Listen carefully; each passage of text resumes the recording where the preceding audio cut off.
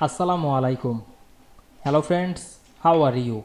Welcome back to my another video. In this video I am going to show you how to add double underline in Microsoft Excel. Let's get started. At first you have to open your Excel workbook.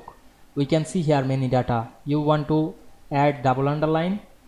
At first select any cell, then go to the home menu, select the underline drop down menu.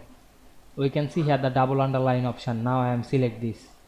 Then we can see we make the double underline easily. You can change the color or apply more setting. Go to the font setting option, then select the font option. We can see here the color. You can change the color of underline. Now I am select the double and click OK. I hope you enjoyed my video. Please like, comment, share and subscribe my channel. Thanks for watching.